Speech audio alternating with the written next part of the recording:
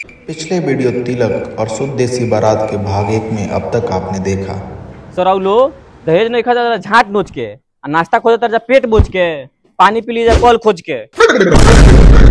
जब हम हो दो गलई करे तो ता लोग मत बोलिए कुछ सराऊ, खाली बारात लेके आओ सो सारी झट चाहो झुनझुनिया के लेके भागल बस सारा भुगरा और दोनों झगड़ू साधु के डेरा पर साथ फेरा ले तरसो। एगो काम कर, ढेड़िया के बनाओ दूल्हा, केहू तो इज्जत पानी बचो।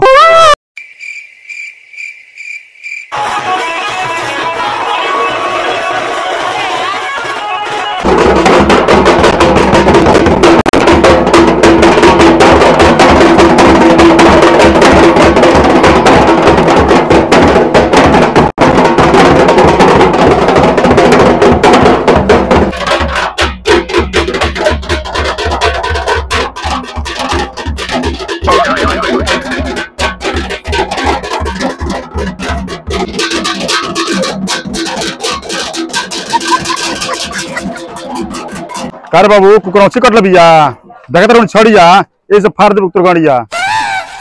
झाटू चा हई पकड़ टोपी आ हई पकड़ माला, हम बियाह ना करब साला। तारा में केहू केतनो करला भाला, तारा कुछ ना बुझाला। जा हम जाता नहीं। ए मरलान किसी तरह कोई नहीं टोपी माला लेट हो तो चल।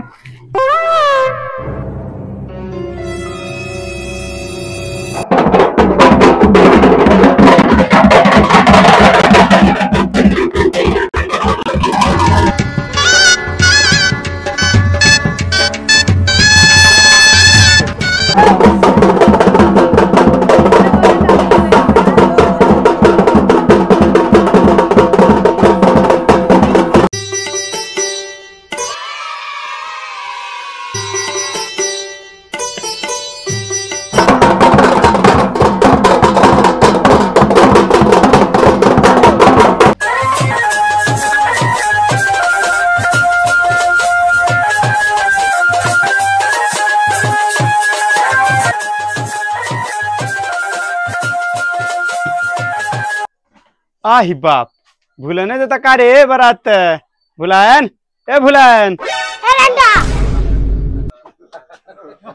ए भुलायन ए भुलायन रे तुम छबीला का पूछने रे कहां जाता रोन?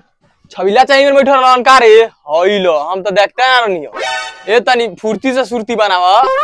ए बौसीर के नाती कम बोल, लाड़ के बलमुआ नत बोल। ए रंडा ले सुन।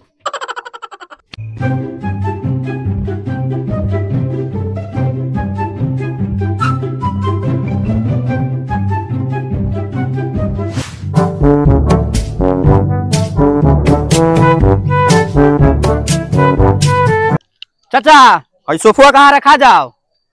सोफा हो जा लगाओ बाबू। ठीक बा।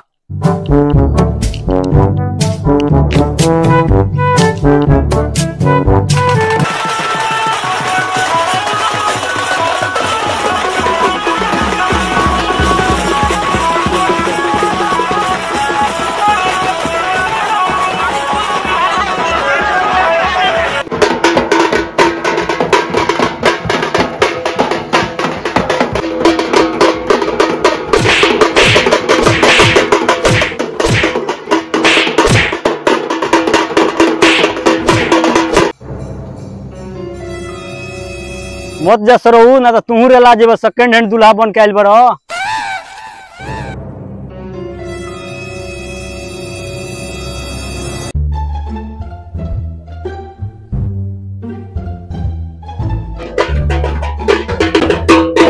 समझी जी नमस्कार। नमस्कार। चल जाओ अंदर।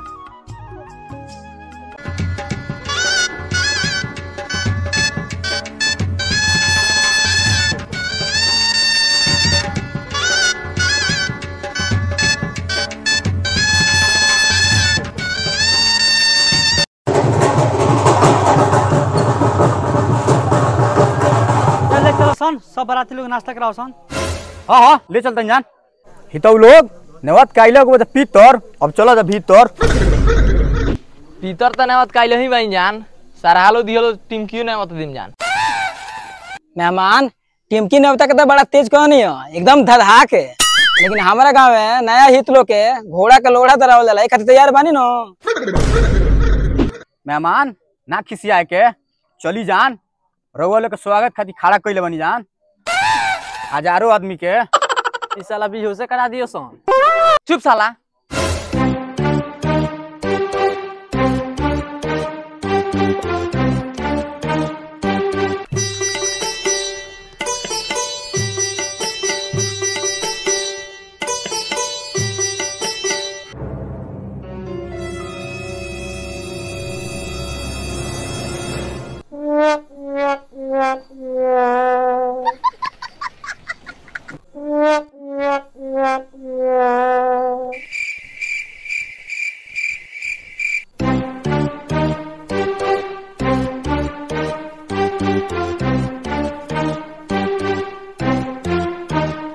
ए भाई गौरी दो ना। का ए गौरी दी काहे ना घर से परात ले लइलो। हाँ हितराम, हम सुनले बानी दूध खाए में सबसे तेज अहिर होला, आ रउआ गांव के परात बहुत गहिर होला। समझी जी का लेट बा, बुलाइन लइका के। हाँ हाँ बुलाओ तनी, बाकी बाराती लोग के नाश्ता कराओ जाओ। ए भाई पानी ना मिली हो। पानी वहाँ के कहाँ बानी? जौन बाही चोदवा कहत रहे पानी पी लिए कल खोज के।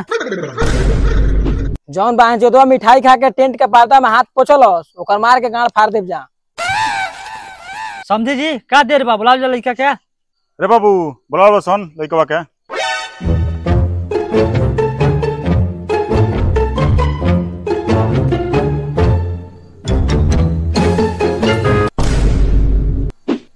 समझी जी हई भुआरा के जगह पर फुआरा कहाँ से आ गइल? रे बाबू मार से एकरा के, मार के भगाओ सन। समझी जी खबरदार, केहू लइका के छू दियल तो। जा इते एक दू झापड़ गिर गई। समझी जी ठीक नहीं कहो, सबके जियल काल क देब। का ठीक नहीं के होत, हम भुआरा के पसंद करी, हई फुआरा कहाँ से आइलो? ई ओकरा से कम गप कर बा, हमर खर्चा लागल बा, बियाह एकरे से होई। रे देखत के बार सन, मार के सगरी के बैंक बना दे सन।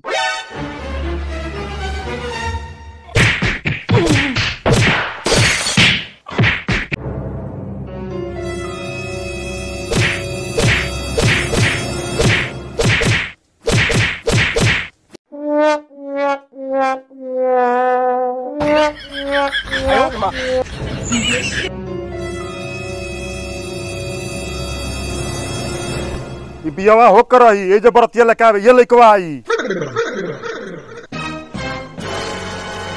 जा जौन उखाड़ कोई तो उखाड़ लियो, बहुत देखनी तारे सन।